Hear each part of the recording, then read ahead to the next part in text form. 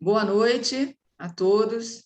Iniciamos agora o segundo módulo do curso de Relações Étnico-Raciais e Currículo, promovido pela Subsecretaria de Projetos Transversais, Cooperação e Articulação Institucional, sob coordenação da Coordenação de Educação na Diferença.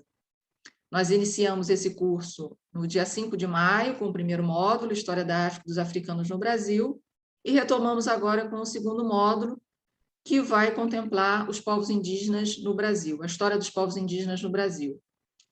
Temos o imenso prazer de receber, para abrir esse módulo, uma pesquisadora da área de História, uma pesquisadora também da educação, doutoranda na UFRJ, orientanda da professora Ana Maria Monteiro, uma grande referência para se pensar o ensino da história, inclusive, e, a meu ver, mais importante ainda, é uma camarada nossa da Rede Municipal de Niterói.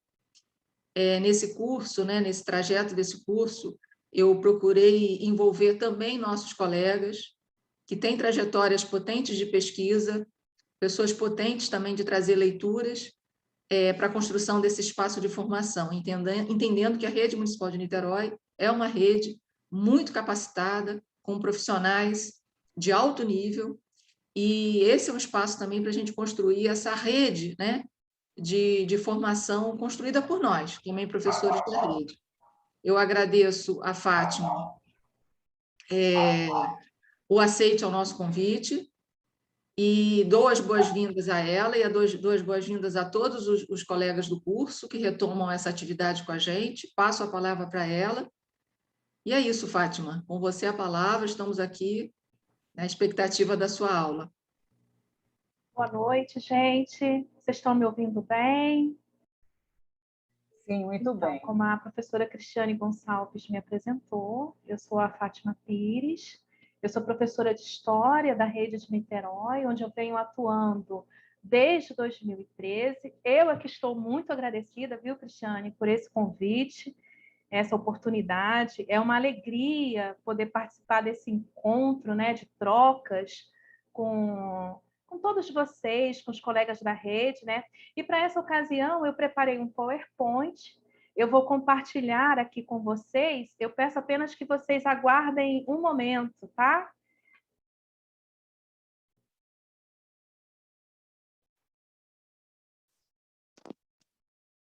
Vocês conseguem visualizar o PowerPoint?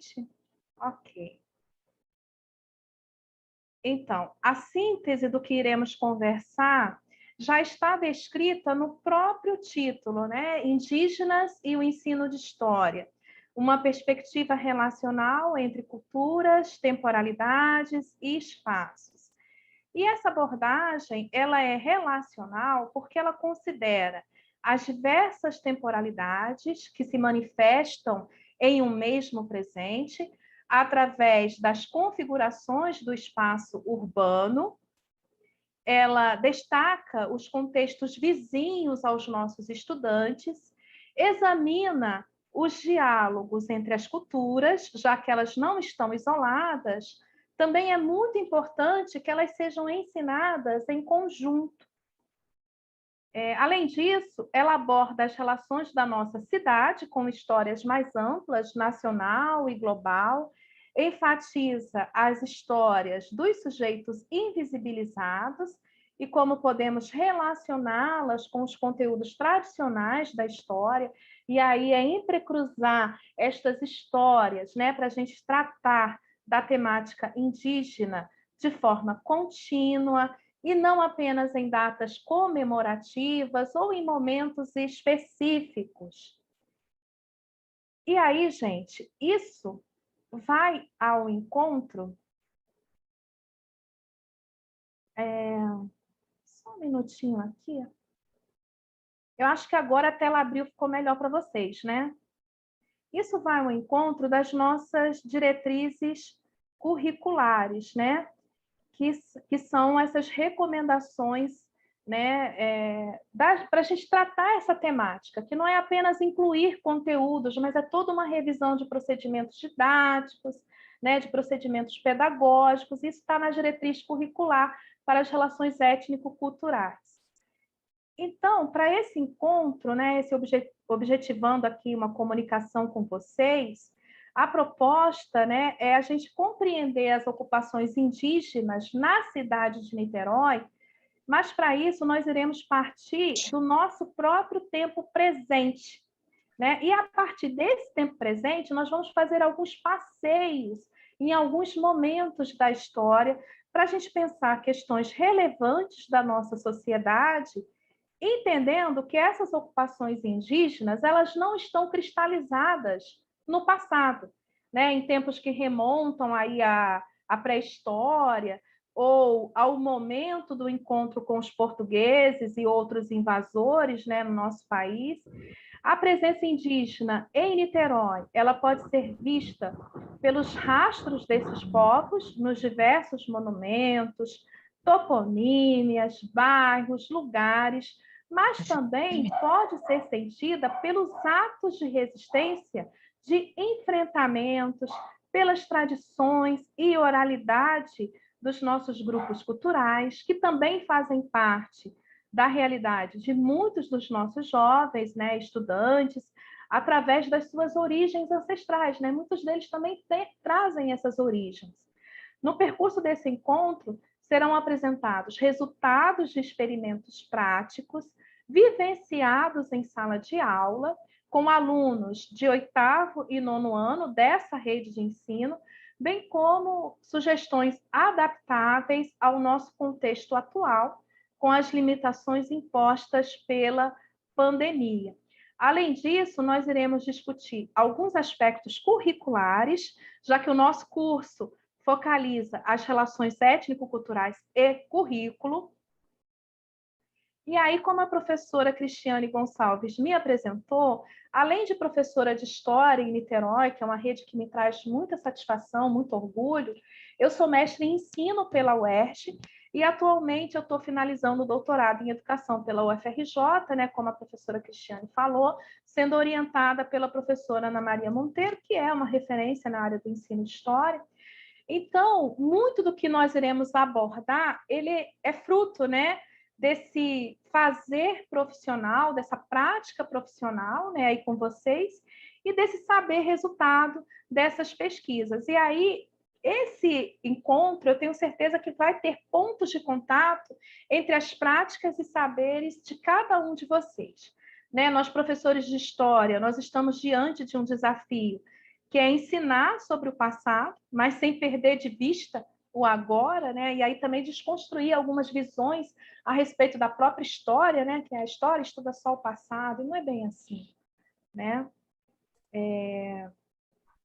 Isso porque, né, o ensino de história, quando a gente começa a olhar essa temporalidade para o presente, essas relações, né, que a gente vai se aproximando com o passado, o ensino de história passa a fazer mais sentidos, né? Porque a gente pode relacionar as nossas experiências pessoais com as experiências de outros sujeitos nas diversas temporalidades e nos diversos espaços. Então, é importante a gente olhar para o passado, mas sem perder de vista o agora. Mais delicada, não vejo o presidente recuando, mas ao mesmo tempo... Então, nossos alunos, né, olhando agora para o nosso presente, eles esperam de nós uma aula show, né? Algo que prenda a atenção, mais até mesmo do que um conteúdo relevante. Parece que eles não estão dando muita importância para os conteúdos, né? Eles querem mais a forma, né? E aí pensar no agora é ter também em mente que nós estamos diante desse público, né? E isso não significa aí criar juízos de valor, no passado era melhor, não é isso. Mas compreender esse perfil dos nossos estudantes. Então, por onde a gente pode iniciar a conversa, né? Como falar da ocupação indígena no território niteroense, algo que vai se iniciar muito antes, né? Numa época muito distante da realidade do nosso estudante, ainda na pré-história, mas que se estende, né? Com muita violência até os nossos dias atuais. E aí, gente, é justamente pelos nossos dias atuais. Aqui nós temos uma reportagem que fala da expulsão da última aldeia indígena de Niterói, né, a Tecoá Itaripu, da etnia Guarani. E aqui é muito interessante que os alunos tragam suas impressões sobre os acontecimentos descritos na reportagem e que pesquisem outras reportagens atuais também. Essa reportagem exemplifica as continuidades históricas, e aí, na linha teórica em que eu trabalho atualmente, implica em dizer que a realidade descrita na reportagem enuncia relações de poder e que faz parte de um regime de verdade que vem produzindo a configuração desse espaço urbano de Niterói. E a minha linha teórica atual é o pós-estruturalismo, com foco no trabalho de um filósofo francês, que para vocês pode ser muito conhecido, que é o Michel Foucault. Para poder aceitar isso. Mas, para esse encontro, eu não quero focalizar essa linha teórica que eu sigo. Eu acho importante a gente pensar juntos a partir dos autores que têm embasado as produções curriculares de Niterói atualmente. Então, vamos falar um pouco sobre o trabalho do Peter Lee, para encaminhar algumas possibilidades práticas para o ensino da história indígena e a partir da nossa atualidade, né, que está bem descrita na reportagem anterior e nos noticiários atuais, ou seja, a expulsão das tribos indígenas, as mortes violentas desses povos, entre outros tantos temas, né, recorrentes na mídia que são muito tristes. O Peter Lee, ele é um historiador britânico, ele nos fala sobre as estruturas permanentes do passado, e aí eu trouxe esse autor para a gente pensar juntos sobre algumas estruturas do passado que permanecem e que pode ser um caminho para a gente gerar no estudante o sentimento de empatia, porque eles vão reconhecer que muitos problemas que eles vivem são problemas que não foram plenamente resolvidos no passado, e que são problemas em comum, né, com os povos indígenas, como, por exemplo, a questão da moradia, do território, da especulação imobiliária, né, que estava bem presente na reportagem anterior, e que, né, remete aos tempos passados, né, com a questão da exploração da terra, das riquezas, né, do preconceito, que é um conceito que se forma antes do conhecimento e que produz discriminações, e que estão expressas no presente, como na reportagem anterior, mas que também foram problemas vivenciados por outros sujeitos históricos no passado.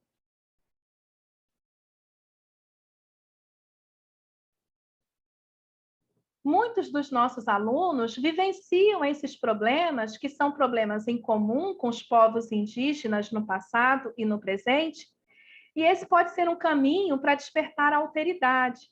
Na perspectiva em que trabalho, a alteridade ela é pensada em direção aos direitos, mas não só os direitos do indivíduo, né? O meu direito, e sim em relação aos direitos do outro, porque em seu somatório seria o direito de todos nós. Então, pensando que a conquista de direitos passa por essa relação com o Estado, uma outra estrutura permanente da história, especialmente no nosso país, é a relação que esse Estado estabelece com seus cidadãos e com alguns grupos em particular, que gera riquezas para poucos e expropriações para uma grande parte da nossa sociedade. Nessa direção, em relação às formas de governar, o professor pode explorar as organizações dos nossos grupos indígenas, né, em variados territórios, como é que eles se organizam, né, nas formas de governar, como é que o líder se relaciona com seus liderados, seus enfrentamentos, né, hoje, no passado também, né, em relação a esse Estado opressor, tanto no passado quanto no presente. E aí é possível, por exemplo, a gente explorar alguns conteúdos históricos, as chamadas rebeliões nativas do século XVIII, a revolta de Vila Rica, né, que é a atual Ouro Preto, que também ficou conhecida como a revolta de Filipe dos Santos, a Guerra dos Mascates, dos Emboabas, a revolta de Beckman, entre outras. Mas também é possível pensar nas disputas atuais por terras, né? Os grileiros, as devastações, as expropriações, imaginar mundos possíveis, né? Por exemplo, caso o Brasil não tivesse sido descoberto por Cabral, né? E ainda pertencesse aos seus primeiros habitantes, né? O Einstein, ele dizia que a escola ela explora muito pouco o poder imaginativo dos nossos jovens. E imaginar, gente, é um dos primeiros passos para a gente poder propor mudanças, né? Então, explorar esse lado imaginativo dos nossos adolescentes, né? E aí, na esteira do movimento Vidas Negras Importam, o professor ele pode trazer para os seus estudantes debates sobre a derrubada das estátuas que simbolizam essas expropriações históricas, as memórias em disputa e as disputas pelas narrativas históricas. Por exemplo, recentemente foi derrubada em São Paulo, acho que foi até semana passada isso, né, a estátua do bandeirante Borba Gato.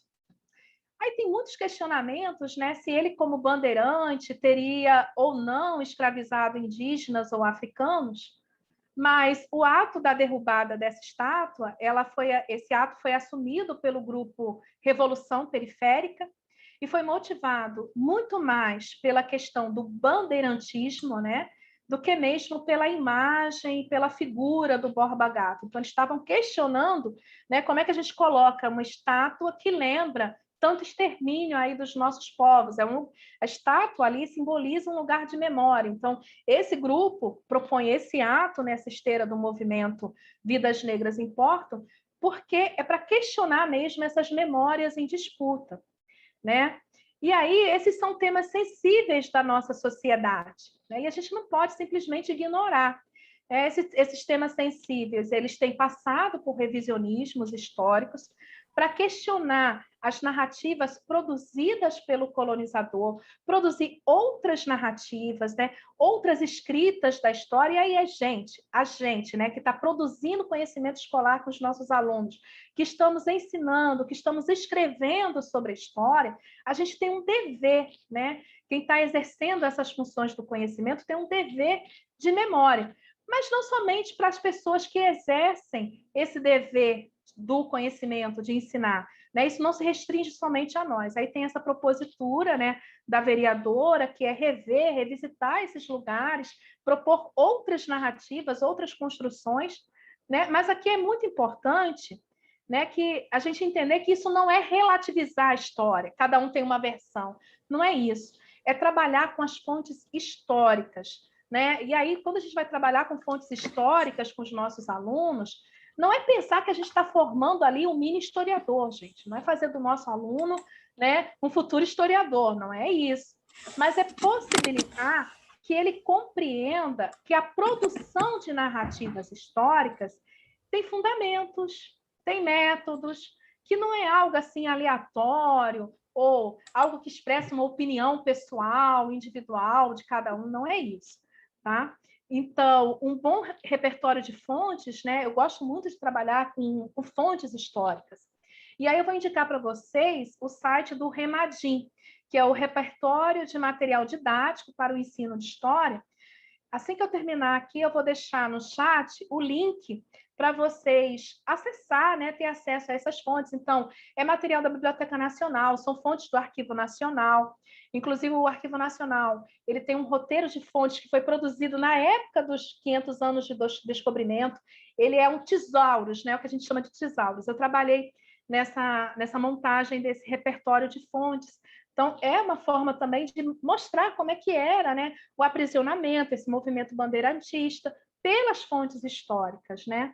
E aí, no livro que eu pedi para encaminhar para vocês, que é o Diálogos Interculturais no Ensino de História, tem, assim, muitas dicas de usos de fontes, né, históricas a partir de situações problemas, né? E aí essas situações problemas, elas procuram desafiar o aluno, mas também o professor, porque nesse livro tem diálogos para alunos e diálogos com os professores. E aí, com foco na cidade de Niterói. Esse é um diferencial também desse livro, né? Focaliza a cidade de Niterói. Só que não ficando apenas em Niterói, partindo para tramas mais amplas. E aí, quem ainda não recebeu o livro, pode me enviar um e-mail que eu encaminho também uma cópia em PDF para vocês, e aí sem ônus algum. E aí, então, pensando na construção do conhecimento histórico escolar, né, na sala de aula, em face a essas disputas e narrativas, né, por que a vereadora lá de São Paulo está pretendendo substituir a estátua do Borba Gato por essa figura que é a Teresa de Benguela, né, a rainha negra do Pantanal? Quem foi essa mulher, né, essa guerreira, uma líder de quilombo? E aí, um dos meus novos projetos, né, a professora Cristiane já falou para vocês de início, é um canal de história, né, no YouTube, só que não é só um canal, ele é uma comunidade de aprendizagem. E aí é o canal, se chama Histórias para Todos. Nesse canal tem um vídeo em que eu trago a história de Teresa de Benguela. Esse vídeo é bem interessante porque ele tem memes, ele tem música, tem questões de Enem, e eu tenho trabalhado dessa forma nos outros vídeos também, né? E aí, qual é a proposta desse canal, né? Eu vi que tinha muito material ensinando coisas já para o aluno, falando diretamente, mas sem propor um diálogo com os professores. Então, o diferencial desse canal é apresentar dicas para aulas de professores de história, e aí com memes, músicas, questões de Enem, e as discussões acadêmicas, né, que são muito importantes. E aí também, quando terminar a palestra, eu vou deixar no chat o link para esses vídeos e vou pedir que vocês se inscrevam para que vocês possam receber os próximos, tá? Bom, ainda na perspectiva desse enfrentamento do passado e do presente, na relação com os monumentos, nós vamos pensar na própria cidade de Niterói para questionar o mito do Araribóia, né? Que negociou a terra de Niterói, né, em troca de expulsar outras tribos rivais desse território. Esse mito, que é lembrado através de uma estátua no centro da cidade, em nada remete à inocência, à docilidade, né, como se firmou muitos estereótipos a respeito dos indígenas. Ele foi um guerreiro, né, um indígena, que lutou, negociou, venceu, mas isso tudo às custas da segregação de muitos outros povos indígenas rivais, né? Então, tem toda essa trama aí histórica também. Porém, com os nossos, quando a gente vai trabalhar com os nossos estudantes, né? Uma preocupação que eu tinha era sempre de estar sondando o que eles imaginam, como é que eles veem essa estátua, né? O que significa para eles esse lugar de memória? E aí, como é que eles vão fixando a representação dos povos indígenas, né? Quais são as suas imagens e visões a respeito desses povos? E aí, voltando para o Peter Lee, né? Por que eu propus, né, dialogar com o Peter Lee? E agora a gente vai chegar um pouquinho mais de perto, né? Os diálogos entre a teoria e a prática são diálogos que podem nos ajudar a trilhar algumas respostas, né, para essas perguntas, né, de como que o aluno está entendendo esse indígena, né, quais são as visões que fixaram, então. E aí a gente retoma um pouco o Peter Lee e o seu conceito de estruturas permanentes do passado.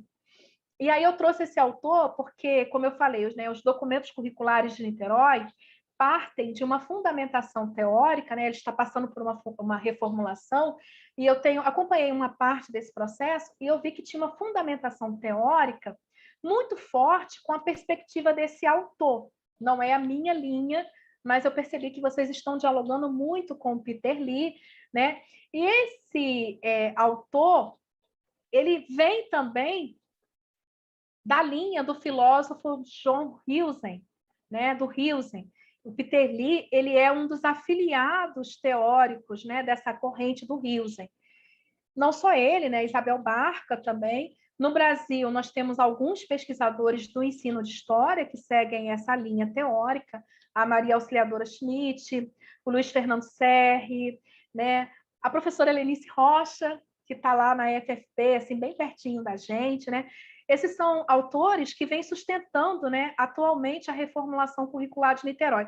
Por isso que eu julguei, assim, é muito proveitoso trazer o Peter Lee para essa conversa, né, para a gente poder discutir, trazer algumas impressões sobre como esses alunos estão também vivenciando essa cultura aí indígena em Niterói, né? E aí, com a ajuda teórica do Husserl, nós vamos propor entendimentos, né, para como esses estudantes se imaginam esses povos indígenas, né? Mas vamos ir além da teoria e ver como é que eles entendem na prática.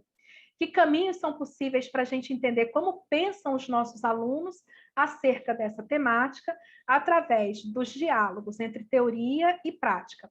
O Hilsen, ele tem um conceito muito interessante, que é o conceito da consciência histórica, que, em síntese, significa o grau de compreensão que um indivíduo tem da sua própria história. Como ele é capaz de relacionar essa compreensão aos problemas que se apresentam na sua própria vida. E aí, quando a gente percebe como o aluno faz essas relações, a gente vai entendendo a cultura histórica desse estudante, né? E aí, como é que a gente pode ajudar, né? Isso aí é a pretensão do Hilsen. Como é que a gente pode ajudar a ampliar essa consciência histórica desse aluno? Isso nos dá margem para avaliações diagnósticas. Essas avaliações, elas podem ser divididas em 2 grupos. O primeiro grupo da avaliação inicial, que também são chamadas de anamnese, porque resgatam da memória do estudante aquilo que realmente ficou consolidado ao longo de sua vida. E o outro tipo de avaliação, que é a avaliação continuada. Então, esses 2 tipos de avaliação fazem parte dos nossos documentos curriculares. E elas servem para avaliar os nossos alunos, mas também o nosso próprio trabalho, né? Então, aqui tem 3 representações, né? Uma imagem canônica, né? Desse indígena, como é que ele se cristalizou na história. E tem aqui 2 representações reais dos nossos estudantes. Aqui são representações de alunos de 8º ano, né? E aí, o que essa discussão sobre avaliação tem a ver com o ensino da ocupação indígena em Niterói, com o nosso tempo presente e com as estruturas permanentes do passado? Em primeiro lugar, porque nos ajudam nessa sondagem daquilo que os alunos sabem, né? Quais são as narrativas que se encontram enraizadas, por exemplo, o que eles entendem por indígenas. Se a gente pedir para que eles desenhem, né, como eu pedi, como é que eles vão representar esses indígenas? Então, geralmente, assim, com cocais, arcos, flechas, bem parecido com essa imagem canônica ao lado, né? Isso significa que essa narrativa eurocêntrica está enraizada no pensamento desse menino. Dificilmente eles vão associar a imagem do indígena como alguém que vive nas cidades, né? E ainda mais na atualidade. Para muitos dos nossos estudantes, também, quando falamos em ocupação indígena, né, em um espaço urbano como o de Niterói, há uma projeção para o passado, como se essa ocupação indígena não ocorresse na atualidade, nos espaços urbanos. Em parte, eu até entendo por que eles estão pensando assim, porque esse entendimento é decorrente do fato de que a presença indígena numa cidade como Niterói, que antes já tinha sido deles, por direito, até por estarem presentes, ocupando esse espaço, mas que cada vez mais tem se tornado rara nesse espaço. Então, essa ocupação indígena, que era abundante, prévia mesmo aos grupos europeus, muito antes da chegada desse encontro com os portugueses, que também foi oficializada pela própria coroa portuguesa, que chega a ser irônico, como é que eu vou dar uma carta para dizer que esse indígena tem direito de ficar aqui, sendo que eles eram os verdadeiros ocupantes antes, E aí todas essas batalhas de resistência travadas, expropriações. E aí, nas minhas aulas, eu costumo perguntar para os estudantes se eles sabem o que significa a palavra Niterói. E é muito curioso, porque, assim, em nenhuma aula, até hoje, houve algum estudante que respondesse: olha, Niterói é uma palavra que vem de origem indígena, que significa águas escondidas. Então, aqui a gente já tem, assim, um outro apagamento, um grande apagamento histórico, Agora, o que é interessante é que, em geral, eles lembram do filme Minha Mãe é uma Peça. Porque, lá na Minha Mãe é uma Peça, Niterói, ela é apresentada como a cidade sorriso. Isso ficou cravado na mente desses alunos, Então, é bem interessante isso. E aí os nossos alunos, eles não identificam Niterói como uma cidade importante, eles não conseguem perceber que Niterói foi, por exemplo, capital do Brasil, né, capital do estado, né, antiga Bahia, estado da Guanabara, eles não conseguem identificar isso, né? Não há um sentimento de pertencimento com essa cidade. Eles não conseguem, por exemplo, entender que Niterói foi a única cidade do mundo que foi fundada por um indígena, né, o Araribóia. Mas ela é muito importante, né, por tudo isso, mas muito mais porque é nela que esse estudante vive, né? É nela que nós estamos fazendo história hoje. Então, é importante a gente perceber o lugar que a história ocupa. Por isso a ideia de cultura histórica, né, de consciência histórica, o lugar que a história ocupa na formação cultural dos nossos estudantes, né? Isso é um indício importante de que precisamos reforçar o ensino da história local. E aí, né, fica o desafio. Quem sabe aí nessa nova formulação curricular, essa temática ela se sobressai assim de um modo mais efetivo, né? É importante a gente olhar para essas referências do cinema, das artes, das redes sociais, pois elas também formam a cultura histórica desse aluno, né? Para ampliar esses referenciais, podemos questionar por que Niterói é representada como uma cidade sorriso, né? Ela é pensada para todo mundo sorrir? Um documento aí que é interessante a ser apresentado para os nossos estudantes é o plano diretor da nossa cidade, que tem metas para os próximos 10 anos e perguntar o que eles iriam propor para que essa cidade fosse, assim, cada vez mais a cidade dos sorrisos, né? Pensando, por exemplo, em incluir e como agregar pessoas, né, e culturas, né? E aí, gente, uma interpretação possível para as respostas dos estudantes, quando estes representam os indígenas próximo às imagens canônicas, nas florestas, de arco e flecha, é de que, para os estudantes, o fato dos indígenas viverem nas cidades poderia ser assim, uma perda da identidade indígena, ou seja, o indígena deixa de ser indígena vivendo na cidade. Um indígena seria menos indígena, né, se ocupasse esse espaço urbano. E aí é importante, quando a gente vai trabalhar a questão indígena, demonstrar que essa imagem canônica, cristalizada, parada no tempo do indígena, é uma construção de uma narrativa que, de modo geral, foi produzida pelo colonizador. Não foram eles que construíram essa imagem, foi o colonizador. E, como tal, né, ela é totalmente carregada de estereótipos, né? Como, por exemplo, o mito do bom selvagem. Aliás, o termo selvagem é aquele que também se aproxima do termo bárbaro, muito utilizado na Europa medieval, quando ela foi invadida pelos povos germânicos. E aí, essa é também uma estrutura permanente do passado, porque uma das formas de impor a cultura, né, é desqualificar a cultura do outro, né? É mais fácil você impor a cultura que se pretende dominante, aí nesse caso europeia, desqualificando a cultura do outro. Como é que eu vou aprender alguma coisa com esse povo selvagem? Vou olhar para a Europa. Mais interessante, né? Então, eles vão fazendo esse tipo de desconstrução, e isso é uma estrutura permanente do passado. E aí, trabalhar a questão indígena é pensar justamente em como desconstruir as narrativas eurocêntricas para fazer emergir outras narrativas plurais. E aí, se a gente está falando em pluralidade, temos que pensar em como ensinar a questão indígena sem generalizações, né? Um índio genérico. Não é isso. Pois, assim, no passado, a gente já sabia que havia várias etnias e agora, no presente, muitas formas de existir. E o indígena, ele pode se fazer presente no contexto urbano sem a perda da sua identidade, né? Quando a gente pensa em ocupação indígena, é bom ter em mente que não se trata apenas de uma ocupação física, mas também simbólica desses espaços. E por que o indígena não pode transitar pelo espaço urbano sem que seja acusado de perder a sua identidade?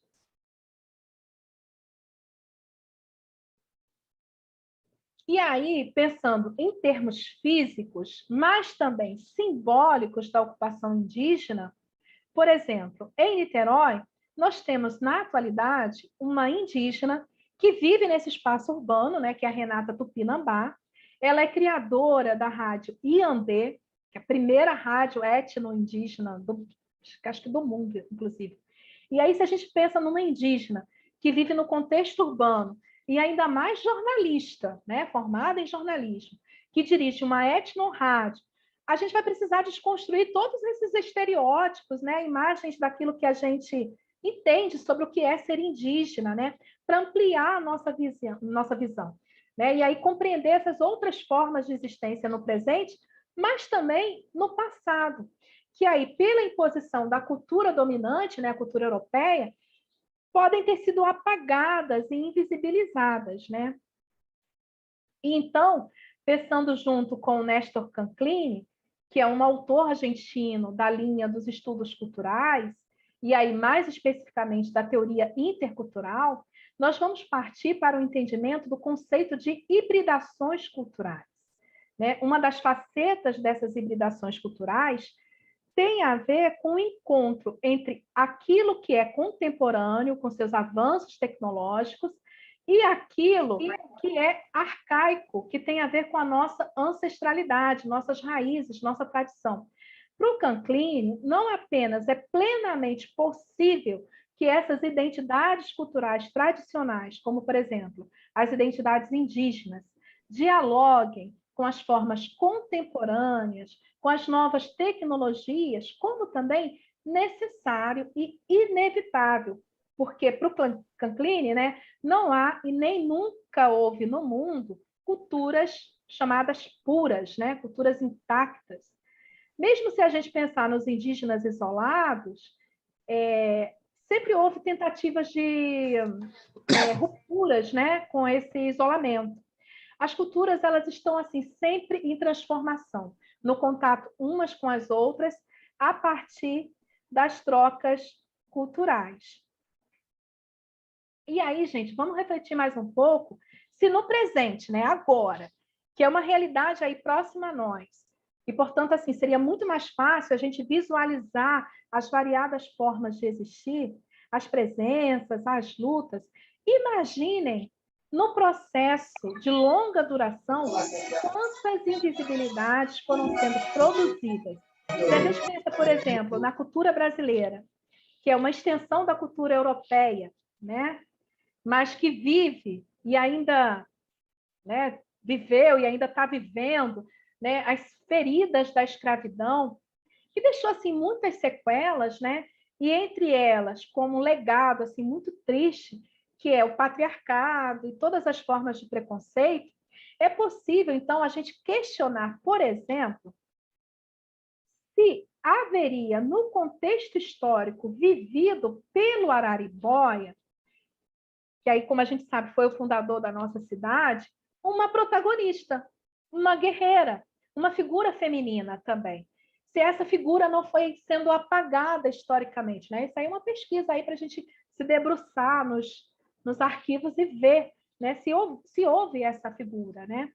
E aí que essa figura tenha, de repente, também firmado alianças, negociações com portugueses, porque essa imagem que a gente tem do feminino, essa visão que a gente projeta, né, do que é ser mulher, é uma projeção da cultura ocidental europeia, que foi sendo apresentada aí como um sexo frágil, que não podia ir para a guerra, por exemplo. Mas se a gente sabe, né, que no contexto das etnias indígenas, tanto no presente quanto no passado, nós temos muitas lideranças femininas indígenas, quem nos garante que ao longo do percurso histórico, né, até a nossa atualidade, essas lideranças não tenham sido excluídas da história, né? E aí é um dever de memória, né? Um dever, uma responsabilidade nossa, investigar se isso, se essa hipótese se confirma, para que a gente possa enunciar esses sujeitos históricos, né? Compreendendo melhor essa realidade, para desconstruir essas narrativas, né? E aí, para a gente romper justamente com essa visão ocidental, né, do que é ser feminino, porque também é uma visão opressora, né? E aí, gente, Niterói, em suas formulações curriculares atuais, né, tem se aproximado muito, né, como eu falei, dessa escola alemã, especialmente desse trabalho do Hilsen, né, e dos afiliados teóricos. E aqui, pelo que venho demonstrando, até aqui, né, esse referencial teórico, ele tem muitas potencialidades, né? Também tem algumas limitações, né? Mas eu quero falar um pouco de outra perspectiva teórica, que é a linha que eu trabalho, para propor, assim, pensar alguns diálogos, né? São, assim, perspectivas teóricas bem diferentes, e aí a gente tem que tomar muito cuidado para a gente evitar choques, conflitos, né, entre essas teorias, né? E aí a gente vai se aproximar um pouco da teoria pós-estrutural, que é a teoria que eu venho trabalhando.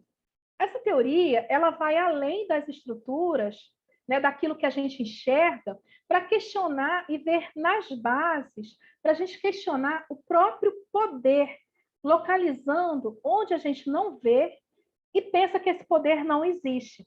E aí, como eu falei para vocês, eu venho trabalhando com Foucault, né, esse autor. Ele tem sido, eu acho que o Foucault ele foi sendo muito injustiçado. E quando as pessoas olham para o Foucault, só conseguem enxergar que o Foucault, quando vai falar de educação, vai dizer que a escola é um instrumento que aprisiona, que é um instrumento de socialização dos corpos. E o Foucault ele vai muito além disso, né? Ele é uma ferramenta teórica muito potente. E as contribuições dele não têm sido muito bem aproveitadas. Assim, a gente sabe de alguns pesquisadores do campo da educação que trabalham com Foucault e que fizeram trabalhos excelentes, mas ele não tem sido muito bem aproveitado. Inclusive, a Sandra Corazza, ela já indica que assim, são poucas as redes que trabalham com a perspectiva pós-estrutural. E quando a gente vai examinar o trabalho dessas redes, por serem poucas, tem poucas pesquisas também com essa linha. Mas, vou fazer um parênteses aqui. Analisando os planejamentos dos professores da rede, eu percebi que os professores da rede já estão nessa linha pós-estrutural. A linha pós-estrutural está na prática dos professores. É muito interessante isso. Algum dia a gente senta para conversar um pouquinho mais sobre isso, tá? Porque quando a gente pensa essas invisibilidades históricas, esses apagamentos, que ultrapassam, né, e produzem realidades, são apagamentos simbólicos e físicos, isso aí, né, segundo Foucault, vai formando a forma como é que a gente vai enxergando esse mundo. E aí, de tanto que a gente vê de um modo, a gente não consegue enxergar outras coisas, outras possibilidades. É o que ele chama de regimes de verdade, né? E aí vão produzindo a nossa forma de existir. Quando você produz um regime de verdade, você exclui outras possibilidades, né? E aí também eu, assim, confesso que eu gostaria muito de aprofundar esse diálogo, né, com essa teoria, mas eu sei que não é esse o momento, né? A gente vai deixar um pouquinho mais adiante, né? Porque assim, a minha preocupação é que o Hilsen, ele tem sido um autor muito potente e ele tem sido muito bem aproveitado, mas ele está se hegemonizando no Brasil. Tudo agora é a linha do Hilsen. É preocupante por quê? Porque é uma linha que também tem limites, né? Tem algumas limitações. E aí, quando uma corrente teórica se hegemoniza, a gente tem que tomar um certo cuidado, para a gente não, de repente, incorrer e excluir outras visões, né? Então, é importante esse diálogo. Mas a gente pode fazer isso também em outro momento, né? Por hora, eu acho que é importante a gente pensar em como o poder, né, que tanto que Foucault fala, e visibilizou a presença indígena na nossa cidade, né?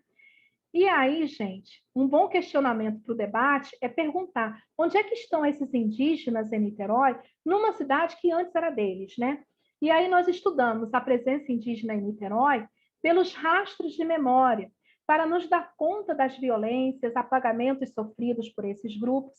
Aqui, por exemplo, na Pedra de Itapuca, que é um lugar de memória da nossa cidade, o marco da entrega da cidade a Araribóia, né? Nós temos esses dois momentos. Esse marco da entrega da cidade, que é essa figura menor, e a implosão da pedra no contexto da Belle Époque, né? Que é um símbolo dessas segregações vivenciadas pelos indígenas. E aí as experimentações em sala de aula demonstraram que esse é um caminho potente, porque, em geral, os alunos são curiosos e conseguem também enxergar algumas opressões, né, que eles mesmos estão sujeitos.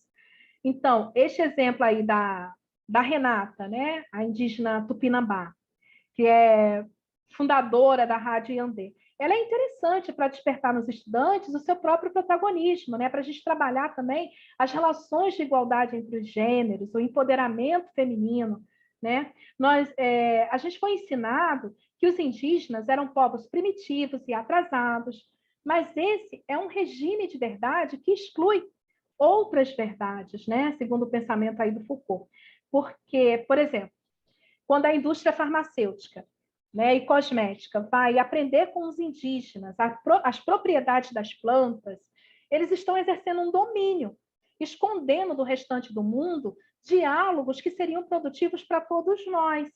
E isso sem sequer pagar direitos autorais e patentes para os povos indígenas. Mas aí eles se valem de que o mundo descredencia os indígenas, né, como povos atrasados, né? E foi uma coisa que se criou ao longo do tempo. No livro que vocês receberam, nós temos algumas metodologias para o ensino da temática cultural brasileira, numa perspectiva do encontro. Eu gosto de trabalhar essas culturas em conjunto, né? Elas consistem em 3 momentos, né, essas metodologias. Na sala de aula, que é a primeira etapa de preparação, e aí com um vasto repertório de fontes. A segunda etapa são as atividades práticas, que podem ser atividades de campo, entrevistas, entre outras, né? E a terceira etapa de sistematização. Então, quando falamos em uma perspectiva relacional, é observar a nossa própria cidade, né? As atividades de campo, elas são importantes também para a promoção dos contextos educativos relacionais, e esse conceito é um conceito do Fleury, né, de 2005. Nos contextos relacionais, o estudante poderá travar contato com experiências e outras culturas. Em Niterói, nós visitamos quilombos, museus, uma escola de samba, ficava bem perto da escola onde eu trabalho, entre outros contextos relacionais. E aqui eu quero expressar minha gratidão pelo Núcleo de Articulação Pedagógica, né, que, através dos projetos instituintes, tornou essas atividades de campo possível. Entretanto, infelizmente, a gente sabe que muitos professores enfrentam condições muito adversas, né? E que nem sempre essas atividades de campo são possíveis, mas as atividades práticas, elas podem ser feitas de outra maneira.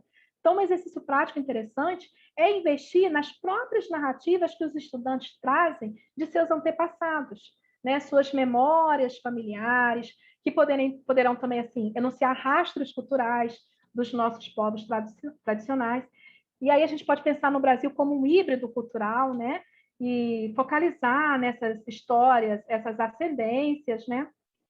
Aqui, gente, entre as atividades de campo, eu selecionei uma, né, por conta do tempo, que foi o que a gente fez ali no recolhimento de Santa Teresa, que hoje é o Museu Socioambiental de Itaipu.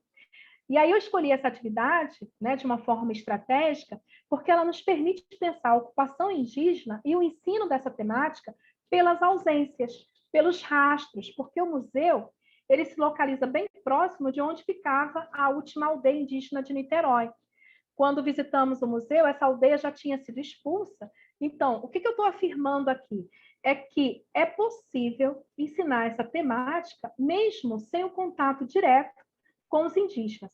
Claro que se houver essa possibilidade, né, do encontro entre as culturas, as aprendizagens elas serão melhores, serão ampliadas. Mas naquele momento não foi possível, né, efetivamente.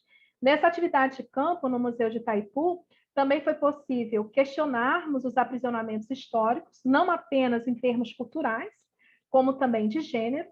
Causou, assim, muito espanto nos estudantes o fato de ali ter sido um local de exclusão social de mulheres que viveram no século XIX e elas eram consideradas partes, né, porque elas não casaram, elas engravidaram fora do casamento. E isso demonstra, né, recolher essas mulheres para esse lugar demonstra um estilo de vida violento contra essas mulheres, né? E aí a gente pode questionar, essa estrutura permanece, né? Ou está lá só no passado, né? Isso aí ficou só no passado. E aí, nesse local, é possível também a gente identificar o encontro das 3 culturas, no Sambaqui, né, que são os cemitérios indígenas milenares, vão resistindo ao tempo, nas pedras do recolhimento, que foram feitas a partir do óleo da baleia e que também empregavam mão de obra indígena e africana, nos escravos que acompanharam essas mulheres. E é importante a gente perceber esses diálogos entre as culturas indígenas e afro-brasileiras, tanto no presente quanto no passado, porque esses diálogos são importantes, porque eles nos ensinam sobre como esses povos vêm se unindo ao longo do tempo. Né? Quando a gente ensina fragmentado essas culturas, a gente não consegue ver as estratégias de resistências. Né? E aí, nesse contexto urbano de Niterói, essa aldeia ela vai fazer uma aliança estratégica com o Quilombo do Grotão. Quer dizer, essas resistências não estão só lá no passado, né? Elas permanecem. Né? Então, o Quilombo, vocês estão vendo aí uma definição, né? Eles são interculturais em suas essências, porque eram os indígenas que mostravam as melhores posições, né, para a formação dos quilombos. Eles abrigavam os escravos fugitivos, mas também pessoas brancas, empobrecidas. Então, ele é um lugar do diálogo intercultural por excelência. Em Niterói, existem vários quilombos, né? A gente visitou o Quilombo do Grotão, né, justamente porque traz também essa aliança com os indígenas. Aliás, naquela reportagem, os indígenas estavam numa reunião do Quilombo do Grotão justamente para, né, criar uma associação para permanecerem naquele lugar, porque é um lugar muito forte, de especulação imobiliária muito forte. Né?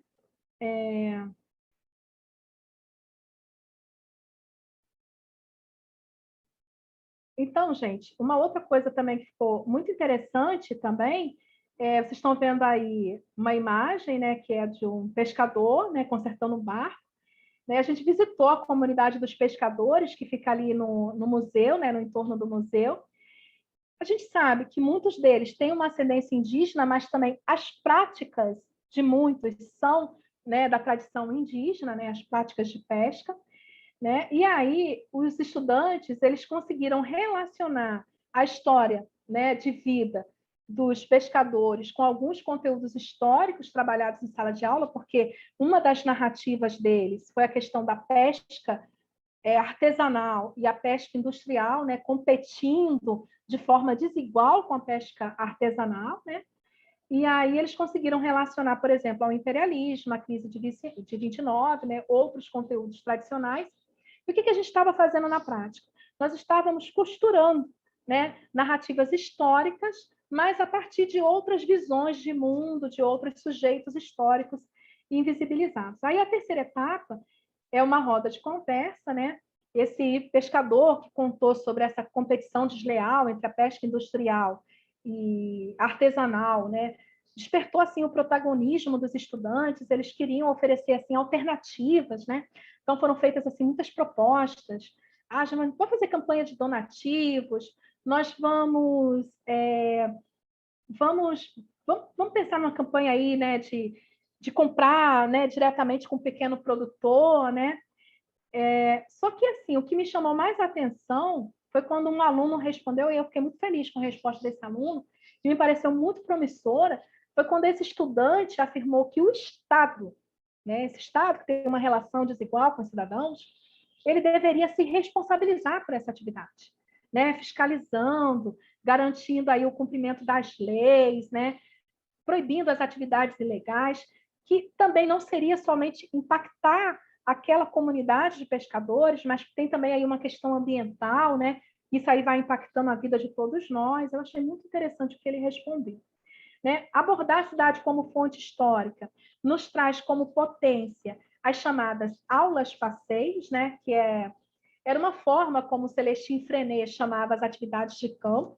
Nas aulas-passeios, né, se privilegia o registro dos próprios alunos de suas experiências em cadernos.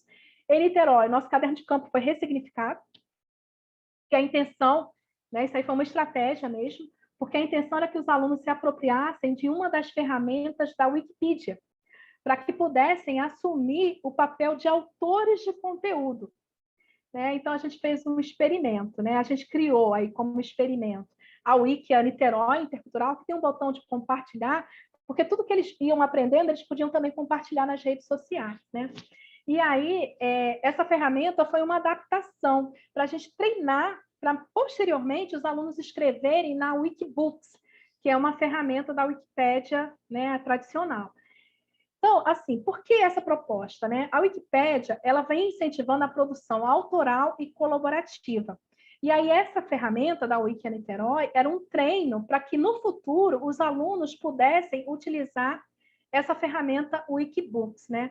E aí, infelizmente, por motivos contingenciais, o projeto não seguiu, nós ficamos apenas na Wiki Niterói, mas a experiência é válida, né? Eu recomendo, porque assim, o próprio Jimmy Wales, que é o fundador da Wikipédia, ele diz que é um dos grandes desafios da Wikipédia é criar nos estudantes da educação básica uma cultura de autoria. Porque quando eles vão acessar a Wikipedia, né, eles acessam apenas consumindo conteúdo, eles não têm essa tradição de serem autores, né? Isso aí impacta nas próximas gerações. Se ninguém, né, for formado para, né, produzir conteúdo, a Wikipedia morre, né? Então, o Williams, ele também vai dizer que assim, a Wikipédia é uma ferramenta colaborativa, se o aluno errar, pode vir um outro autor e fazer a correção ali, já que é um instrumento colaborativo. Então, a ideia era isso, né? Fazer que essa geração despertasse o desejo para se tornar autor. E aí eles realmente compartilharam, foi muito interessante ver os parentes interagindo, mas que lugar tão bonito é esse? E eles explicando que era um museu e que servia, né, lá o recolhimento de Santa Teresa. E aí a tarefa ela foi bem sucedida porque ela permitiu aos estudantes o exercício da escrita, né? Além disso, a ferramenta de treino, né, o Wikineterói, ela possibilitou conexões, né, com as redes sociais, é o que eu estou falando agora para vocês, né? E aqui tem esse relato dessa estudante, né, que ela vai falar como é que foi esse passeio, e eles falam passeio, isso me dava uma dor no coração, porque era uma atividade tão bem pensada, e eles viam como um passeio, né, uma coisa lúdica, não era um trabalho sério. Enfim, mas aí ela vai falar, né, do que ela viu ali no museu, e ela vai falar de uma atividade, né, de arqueologia que é feito lá, né, e chamou muita atenção. E também da construção de uma casa, né, que a gente chama de oca indígena, né, que é essa casinha aqui, que ela é muito interessante. Olha quanto os nossos indígenas eles são inventivos, né?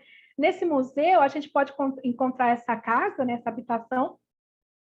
Os estudantes ficaram assim, muito surpreendidos, porque é uma inventividade, gente. Eles têm uma tecnologia que na nossa casa não tem, nossa casa de branco, né? Que é o isolamento térmico. Então, eles não sentem frio, eles não sentem calor dentro da casa. Pode estar um calor de 40 graus. Aqui a gente tem que comprar um ar-condicionado, se vê com a companhia de energia elétrica, não, eles são inventivos. Então, isso chamou muita atenção deles, né? Como é que eles conseguiram essa engenhosidade, né, de fazer uma casa assim térmica, né, de isolamento térmico. E esses conhecimentos todos, eles têm nos sido negados, né? E aqui a gente tem um desafio que é bem atual, que infelizmente o contexto pandêmico vai nos impondo assim muitas limitações, né? Inclusive para as restrições de atividade de campo, a gente não vai poder, né, por um bom tempo sair para atividade de campo. E aí a gente está falando, né, em experiências, quando a gente fala em atividade de campo, a ideia é propor as experiências de contato com outras culturas, com outros contextos relacionais educativos, para que esse estudante ele possa ampliar, né, seus próprios repertórios culturais, e aí ter o que escrever, de repente, né? E aí se aventurarem também nessa escrita, nessa produção de novos conteúdos, enfim. Mas aí, né, veio a pandemia, e como é que a gente enfrenta, né, essa situação tão limitante? Existem algumas alternativas, né? Elas não vão substituir efetivamente a atividade de campo, mas são alternativas, né? Então, elas podem nos ajudar na construção do conhecimento histórico. Então, Google Street View, nós podemos acessar os coletivos em luta através da plataforma de vídeos, né? Hoje em dia, isso é bem interessante, porque o indígena, né, ele vai estar demonstrando, quando você fizer lá a chamada de vídeo, aquilo que o Canclini falou, né, que não está cristalizado no tempo. Por que ele não pode se apropriar disso também? Ele vai deixar de ser indígena porque se apropriou de um outro elemento? Né? O Google Street View, acessar coletivos em luta através das plataformas de vídeo, pode visitar, né, museus de forma online. Eu acho interessante criar grupos interculturais com estudantes de outras partes do Brasil, né? E aqui eu vou deixar novamente o convite para vocês participarem da nossa comunidade de aprendizagem no YouTube, porque vai nessa direção, né, de encontro de muita gente, né, de outras partes do Brasil e do mundo. E aí, gente, como nos ensina aí o Nestor Canclini, em toda fronteira há arames rígidos e caídos. E aí eu espero que a minha participação nesse curso, né, tenha contribuído assim de alguma forma para a gente pensar em como é que a gente pode remover, né, esses espinhos, esses arames, né, que possam, porventura, impedir que a gente possa conviver bem e aprender bem, né? que a gente possa ter aprendizagens recíprocas com os povos indígenas, com outros grupos culturais, para que a gente possa ser, então, né, essa mudança necessária para a construção dos processos de ensino em direção a uma sociedade mais justa, livre de preconceitos. E aí, como prometido, eu vou deixar no chat o link para o canal, né? Também para o Remadim. E aí eu peço que vocês se inscrevam no canal, né? Que vocês visitem esses vídeos que já estão disponíveis, mas se inscrevam no canal para poder receber os novos, né? Porque a gente está produzindo aí conteúdo nessa perspectiva mesmo de ser um auxílio, né? Inspirar o professor, não é você copiar aquela aula, mas te dar inspiração para as suas próprias aulas, né? E aí eu estou muito grata novamente, né? Quero deixar claro isso aqui. E caso vocês tenham aí alguma dúvida, queiram fazer algum comentário, né, sobre essa apresentação, vocês podem ficar à vontade. Mais uma vez, muito obrigada, viu, professora Cristiane Gonçalves? Foi muito bom estar aqui. Nossa, Fátima, eu que agradeço, né? Nós todos aqui agradecemos de você compartilhar essa experiência valorosa na Altivo César e também as suas leituras e pesquisa enquanto pesquisadora da história e da educação, né? Enquanto o pessoal esquenta aí o tambor para contribuir com comentários, uma pergunta, enfim, eu queria aproveitar com você e com o grupo, já que você trouxe de forma que eu acho que é muito bacana trazer essa discussão do nosso referencial curricular. O referencial, a minuta do referencial atualmente está no Conselho Municipal de Educação, passando por uma apreciação do Conselho Municipal, de uma comissão que foi instituída. Eu estou na comissão. A Andréa Rangel, que também aqui está, também está na comissão, e tem uma aluna aqui, que é a Juliana, acho que é a Juliana Inácio, que também está na comissão. Lembrando que uma das escolhas que nós fizemos nesse referencial foi uma aposta de que as relações étnico-raciais e as questões de gênero não deveriam estar destacadas do currículo, como um tema transversal, por exemplo. O tema transversal, ele sugere que ele atravessa esses conteúdos. Mas, na verdade, quando você coloca ele num lugar à parte, me parece que você pode trabalhar se quiser, parece mais um acessório do que realmente um material que constitui aquele material curricular, aquele documento curricular. É muito mais um acessório, me parece que às vezes tem-se essa leitura, ainda que não seja essa a intenção. Então, o nosso objetivo foi trazer essa discussão para dentro do conteúdo, porque isso dá uma representação de que as relações étnico-raciais e as questões de gênero, elas precisam estar em todo o conteúdo, do 1º ao 9º ano, em todos os componentes curriculares. Então, a gente está se aproximando agora da leitura do documento curricular de arte, e eu fiquei muito contente, porque eu fui fazer mais uma leitura, já tinha lido antes, quando eles me apresentou, e eu fiquei muito feliz de ver o quanto no referencial curricular de arte nós temos a presença da cultura afro-brasileira e indígena. E a minha expectativa é que tenha em todos os componentes de ciências, porque foi essa uma conversa que eu investi muito tempo com os meus colegas ali da Casa Amarela, do Corpo Técnico da Casa Amarela, para tentar mobilizar também essas contribuições na rede, tanto a partir dos pareceres, quanto a partir também do trabalho dos GTs. O de arte, eu já posso sinalizar que na parte da matriz curricular tem muito de presença indígena e da cultura afro-brasileira. Então, trazer essa discussão, né? Eu observo que em algumas partes do referencial, principalmente nos textos introdutórios aos componentes, talvez a gente precise dar mais destaque a essa discussão de gênero e também das relações étnico-raciais, me parece que sim, mas eu ainda estou avaliando. E, claro, vou propor à comissão, né, esse acréscimo ou não, se eu achar que não é necessário, mas lembrar, sabe, Fátima, quando você fala do nosso referencial, é lembrar, a Andréa Diniz também está aqui, a Andréa Diniz foi coordenadora da educação infantil e liderou com muita valentia essa discussão na educação infantil, lembrando que nós iniciamos essa discussão em 2019 e 2020, mesmo na pandemia, e eu digo mais, na pandemia teve um favorecimento, porque as discussões que nós promovemos online, como com as conversas, inclusive Ana Maria Monteiro foi uma das pareceristas, e quem quiser consultar é só ir ao portal educacional, porque todas as conversas foram gravadas e estão disponíveis lá. Nós tivemos uma adesão imensa de professores, principalmente do terceiro e quarto ciclos, que talvez não pudessem participar se não estivesse na pandemia, que não estariam no home office, e naturalmente era difícil presencialmente estar, mas acompanhando no celular, acompanhando em casa, no seu home office. Então, isso foi um plus que a gente teve e que hoje a gente olha para trás e percebe, nossa, nesse ponto a pandemia acabou nos ajudando. Não é uma gentileza, Andréia, é um reconhecimento mais do que merecido, porque se existe uma pessoa que lutou muito pela participação coletiva da educação infantil no referencial curricular, foi a Andréa Diniz, que liderou aquela equipe, liderou essa discussão. E eu quero destacar aqui que todos nós lutamos muito para esse referencial curricular chegar ao Conselho Municipal em dezembro.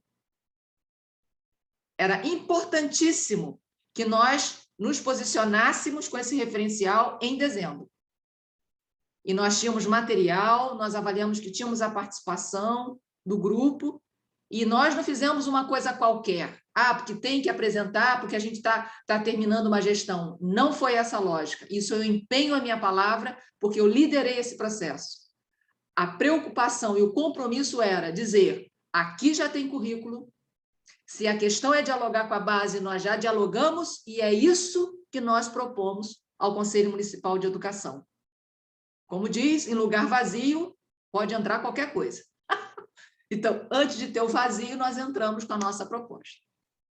Então, agradeço a Fátima por ter lido o referencial e trouxe para a gente, né, essa contribuição, a sua experiência em sala de aula, e eu acho, mais uma vez, que é isso, trazer para esses espaços de formação as nossas experiências na rede, as nossas construções. E aí eu abro agora, né, para os colegas, se quiserem comentar, perguntar, a Fátima, né, tenho aqui colegas de história, Ana Paula Fortes, que é a nossa camarada de história da rede municipal, que já se pronunciou aqui. Enfim, não sei se o Rodrigo está aí hoje, o Rodrigo também me parece que é professor de história, acho que da Levi Carneiro, o Robson também é professor de história. Então é isso, pessoal, está aqui aberto para a gente aproveitar um pouco mais a presença da Fátima. E é isso, né? Acho que é isso. Alguém gostaria de fazer um comentário? Andréa Rangel, Andréa Diniz, Eloá. Oi, Cris. Andréa aí. Andréa hoje que iniciou um ciclo de formação nas escolas, pessoal, educação em afroperspectiva imperdível. Não estou vendendo o peixe da coordenação, não, mas está imperdível, que tem uma qualidade assim muito bacana. Eu estou muito orgulhosa da Andréa ter mobilizado essa formação e com material tão valoroso. Então, aproveitem, fala nas escolas. Olha, pessoal, está rolando aí uma formação em educação em afroperspectiva com a Andréa Rangel. Só convidar que a Andréa vai construindo com vocês também essa discussão em cada unidade escolar.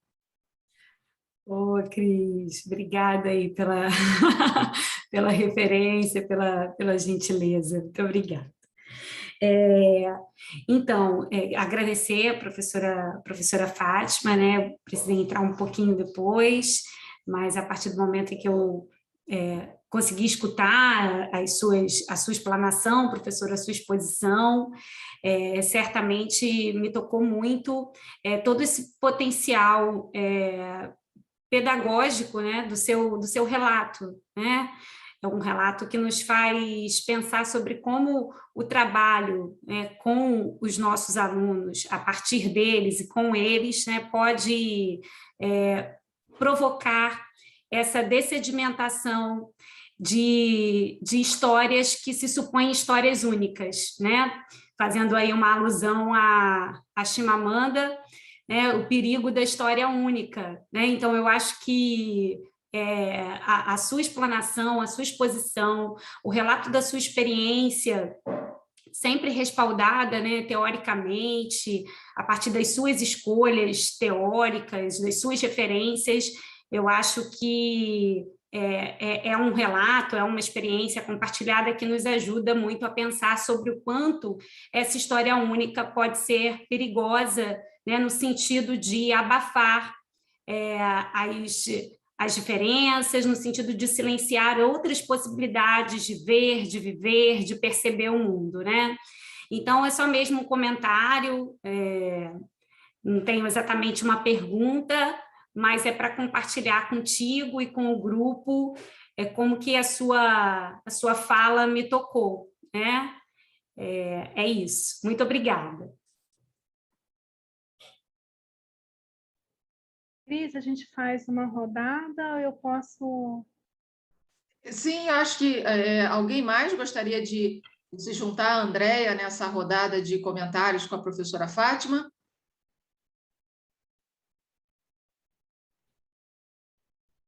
Me parece que não, professora. Acho que o pessoal está aqui já colocando... Cristiane, Sim, boa noite. Pois não, Isa. A professora Fátima resgatou uma coisa muito boa, quando ela falou das casas dos índios, né, que é feita de pau a pique, de barro, porque o barro ele refresca, e feito de tábua, que a gente fala tabuana, né, o telhado, que não põe cerâmica, telha, porque facilitava por ar entrar, porque tinha na história do índio e na história dos negros, a casa não colocava telha para poder a lua clarear dentro das casas. E outra coisa, é o melhor telhado que se tem, porque pode chover, mas dentro da casa não chove. Pode o sol estar quente que for, a casa fica fresca. E outra coisa, a água na moringa, né? Você bebe água na moringa, a água fica sempre gelada, fica na temperatura, porque o barro ele faz com que a temperatura, a quentura não passe para dentro da casa, não passe para dentro da vasilha. Isso foi uma coisa muito boa. Agora eu falo, olha, a professora Fátima trouxe uma coisa muito riquíssima, que assim, não só a nossa região de Niterói, mas como assim, não só as escolas públicas, mas como as escolas privadas, tinha que ter esse conhecimento, esse enriquecimento. Porque, olha, nós temos muitas coisas boas. Niterói tem muitos quilombos perdidos. Muitos quilombos perdidos. Eu sou quilombola. Tá? Eu sou quilombola do quilombo lá de Macaé. Tá? Mas, Morro do Estado tem quilombo. Todas as comunidades têm quilombo. E outra coisa, não tem só quilombo, não. Tem descendente indígena também. Tem descendente indígena também. Então, é uma coisa que não é contada, essas histórias não é contada, não é pesquisada.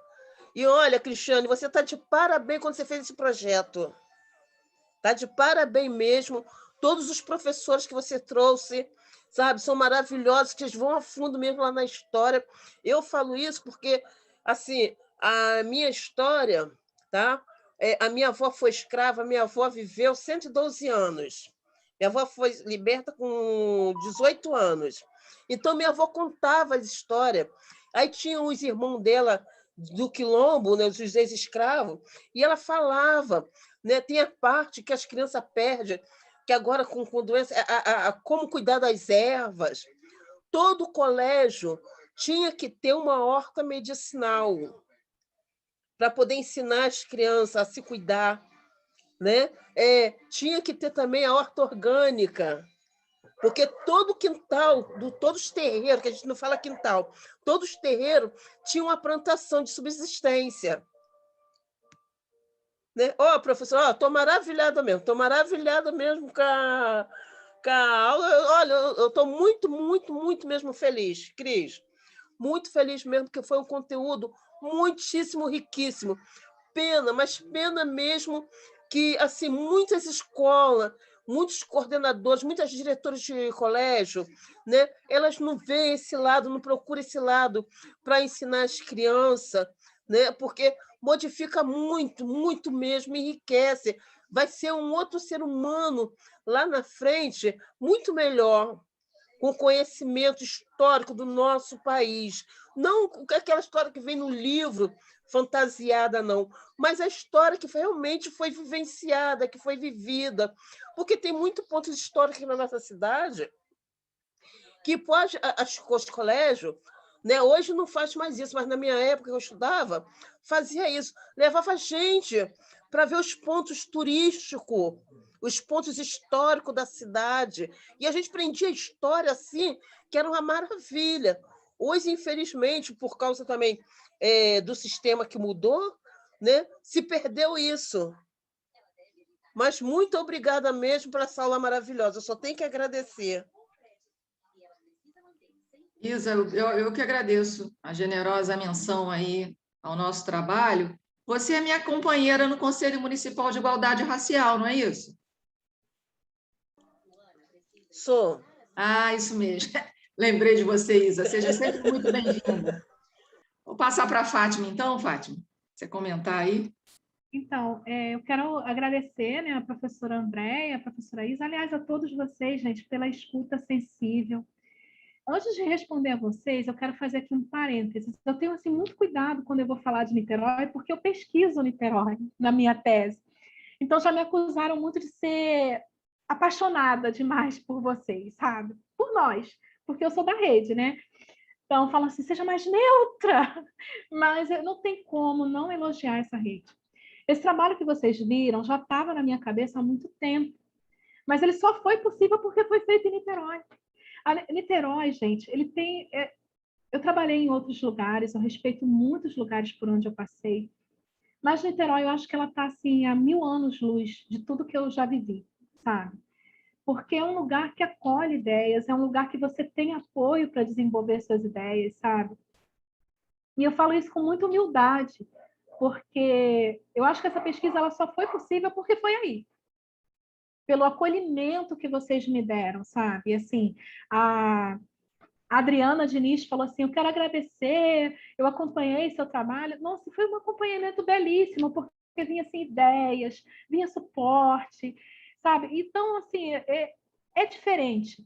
Eu quero abrir um outro parênteses, porque, assim, eu sei que o documento curricular de Niterói, ele é um ato de resistência, né? Um enfrentamento a essa política aí centralizadora, que busca padronizar, e a gente não trabalha nessa linha. A nossa tradição é democrática.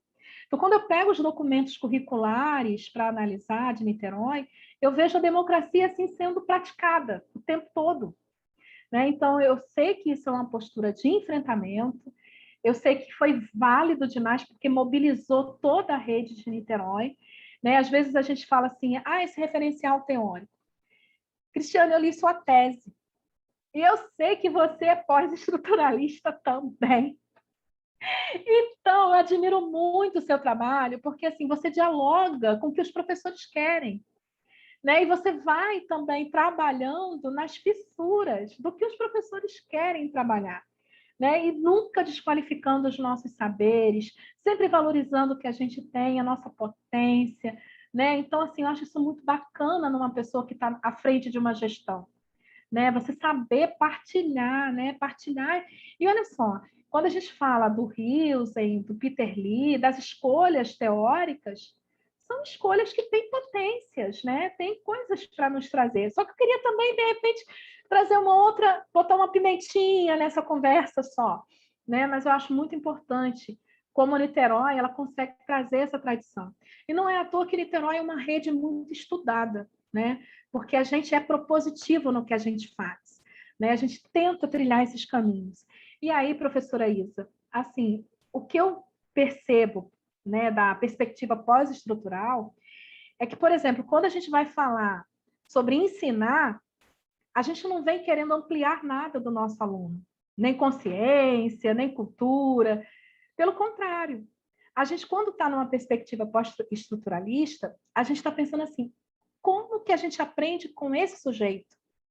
Porque a gente amplia tudo junto, né? A gente aprende em rede. Esse aluno, ele é portador de um saber que não está sendo valorizado pelos institutos, né, oficiais, porque esse instituto oficial, ele é pensado por uma lógica que é a lógica do colonizador. E nessa lógica não tem espaço para essa casa, que é tão inventiva, né?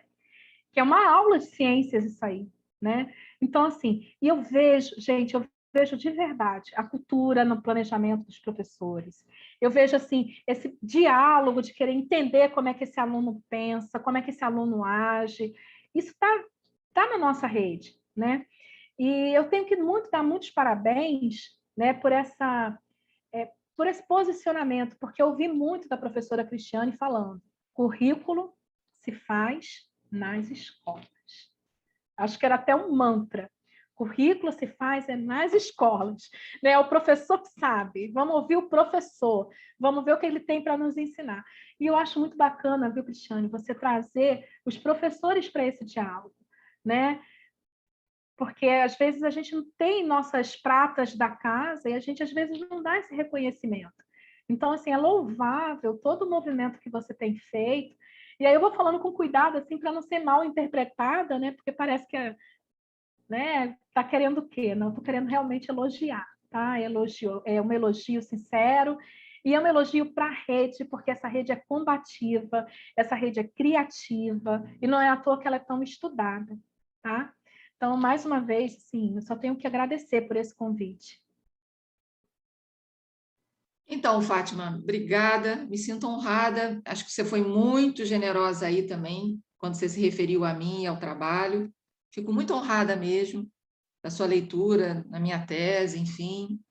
Então, é uma alegria, eu acho que, às vezes, as lágrimas ensaiam até chegar aos meus olhos, porque o ano de 2020 não foi um ano fácil, foi uma luta esse referencial, só quem esteve bem próximo a nós, a mim ali, sabia do quanto, quando eu soube que eu ia poder entregar esse referencial ao Conselho Municipal de Educação, foi um presente, porque até mais ou menos novembro eu nem tinha, eu estava trabalhando assim, vamos trabalhar, pessoal, vamos discutir, vamos deixar alguma coisa, vamos embora, e aí quis o destino, graças a Deus, enfim, que a gente conseguiu colocar esse referencial como um documento de resistência, um documento muito valoroso, e acho que nós vamos deixar, assim, na rede, um documento que já está sendo muito lido nas universidades. A UF está lendo, tem um grupo de professores que com seus alunos estão lendo, eu já fui convidada para participar de duas falas em turmas, né, do curso de pedagogia, que os alunos estão lendo a minuta do referencial. Me parece que essa minuta ela vai ser aprovada quase que com pouquíssimas mudanças, me parece até o momento, mas ainda tem muita coisa para se ver, mas o documento introdutório está recebendo algumas contribuições, não que mudam, né? Não mudam o que está ali, mas só agregam até mais potência para que o que está ali seja melhor entendido e fortalecido. Nosso primeiro semestre, esse ano, foi muito difícil, mas como a Andréia Rangel, que trabalha comigo, ontem nós estávamos conversando, né? A nossa aposta é na negociação, é na articulação, mas algumas coisas para nós também são inegociáveis. E quis o destino que eu chegasse até aqui em agosto, né? Cheguei até aqui em agosto, cada dia é uma vitória, cheguei, sobrevivemos. Não abrindo mão de coisas que para mim são muito caras, e para as pessoas que estão próximas na minha equipe também. Claro que eu estou hoje num lugar que eu posso considerar que é muito mais confortável, mas nem por isso não sou convocada a também me posicionar em alguns momentos. Mas as coisas agora estão caminhando de forma muito mais tranquila, até porque nada melhor que o tempo, né, pessoal? O tempo vai situando tudo. E, claro, a valentia da rede de se posicionar, não no embate para o inimigo, um inimigo que tem que ser vencido. Eu sempre falo isso. É um outro que traz um determinado antagonismo com o qual a gente vai ter que dialogar. É uma realidade que a gente não pode fugir. Isso também é investimento na democracia radical. É perceber que tem um outro sim, que mobiliza outros sentidos. sentidos muito diferenciais, mas é necessário que a gente crie uma cadeia de articulação e tente encontrar uma equivalência que nos permita caminhar, fazer uma articulação potente e, nesse momento, negociar e, enfim, ir caminhando. Então, esse é o nosso esforço, e eu hoje, nesse momento, posso dizer a vocês, a camarada Soimara, que é uma camarada que me acompanha muito aí, que eu vejo um horizonte mais fortalecido para as nossas lutas, um horizonte que a gente tem que firmar os nossos passos, firmar o que somos em Niterói, e Fátima só veio hoje comprovar isso.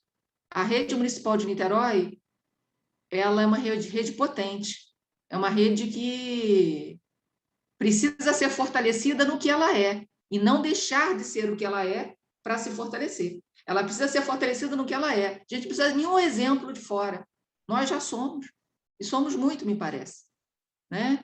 Então é isso, pessoal. Eu sempre faço um discurso nas aulas, eu fico depois preocupada, as meninas ficam preocupadas também, mas vamos sobrevivendo, não é não? Por enquanto eu estou sobrevivendo. Mas as pessoas já me conhecem melhor também, já sabem que eu sou uma pessoa que eu quero contribuir da melhor forma. E o dia que não ficar bacana, o caminho da escola me aguarda, que também é um ótimo lugar. Mas é isso, pessoal. Eu acho, Fátima, que terminamos por hoje. Queria te agradecer por estar aqui, agradecer aos meus camaradas também que estão aqui comigo, construindo esse espaço. E é isso. Chego a estar sem ar agora, tanto que quase que me emocionei aqui com a generosidade da Fátima. E, Fátima, que baita aula, viu? Quem sabe outras escolas da rede não te chamam também para conversar com seus professores em loco, né, nas reuniões de planejamento. E quem sabe, quando esse vídeo for para o portal educacional, a rede privada descubra também o quanto seria interessante levar você para as escolas, para você Cris, contribuir com a formação. Ou, pois não, pois não? boa noite, é Graziele. Oi, Não Graziele. é porque antes de finalizar, é que eu gostaria de fazer uma fala rapidinho. É porque você disse que a Andréia, né, ela começou hoje um ciclo de formação e foi lá na minha escola não, né, na escola que eu trabalho, que é a João Brasil.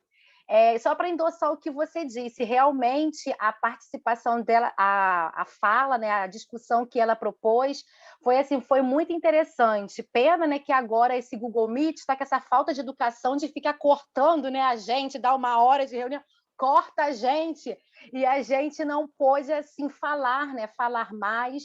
Mas assim, foi realmente muito interessante, né, o que a Andréia trouxe, da mesma forma como a professora Fátima também trouxe com a questão dos indígenas, né? E dos olhares, né? do que se pode fazer, né? em uma aula. Ela falou um pouco mais da aula de história, mas nada impede que nós, né, que somos de outras disciplinas, né, possamos nos apropriar, né, de alguns elementos, de algumas ideias que ela trouxe, para que não esses conteúdos, né, mas que essa perspectiva também esteja presente, né, como é a proposta, não porque está nos documentos, mas é porque são questões urgentes, né, que a gente não pode mais ficar protelando em falar, em levar para a sala, em discutir. Era só isso que eu queria falar. Obrigada. Eu que te agradeço, Graziele. Também quero agradecer, Cris, a Graziele, pela generosidade, pela deferência. Muito obrigada, Graziele, e por sua participação também, né? Num determinado momento da formação, eu peço a participação dos presentes, uma ajuda na hora da leitura, e a Graziele foi uma das que contribuiu, colaborou com questões, né? Quando a gente pôde discutir, como ela falou, foi rápido, a gente não conseguiu discutir muito, no momento em que a apresentação foi concluída, justamente por conta dessa falta de educação, vou usar suas palavras, Graziele, do Google Meet, mas, enfim, entre um slide e outro, a gente conseguiu discutir, a Graziele colaborou bastante, assim como outros colegas também, e também com a leitura de algumas lâminas, o que faz com que a apresentação fique mais dinâmica e a gente consiga interagir um pouco melhor. Muito obrigada. Então é isso, Fátima. Muito obrigada, viu? Muito obrigada, Eu que Cris. Boa agradeço, noite. ao convite, me coloco à disposição né, outros encontros. O livro eu já coloquei no chat as informações que eu tinha prometido. Quero dizer que foi muito satisfatório esse momento de trocas. Gostei muito da partilha, professora Isa. Nossa, fiquei curiosa aí de conhecer também a sua comunidade. A todos vocês, meu muito obrigado. Tá? A intenção aqui era simplesmente contribuir com algumas questões, dialogar com o que já tem pronto e muito bem efetivo. Tá? E vamos que vamos, né? Vamos lutando sempre. Essa rede é bem combativa e é verdade. A gente não luta contra inimigos, né? A gente luta contra ideias e a gente argumenta e vai chegando lá. Isso aí. Pessoal, o livro da Fátima está no anexo ao e-mail que eu enviei na segunda, viu? Só conferir lá que está lá. A Soimara até já me confirmou que está lá no anexo, sim. O livro da Fátima foi na segunda-feira para vocês. Tá bom? Fátima. Inscrevam-se lá no canal, hein? Vamos dar. Ah, sim. Se inscrevam no canal. Eu já estou inscrita. Pessoal, você foi uma das primeiras. Está vendo a comunidade crescer. Fermentando o bolo. Um beijo enorme, Fátima. Muito obrigada. E a todos, meus camaradas. Até a próxima, pessoal. Até a quarta-feira que vem, na próxima aula. Tchau, tchau. Tchau. Obrigada, gente. Boa noite.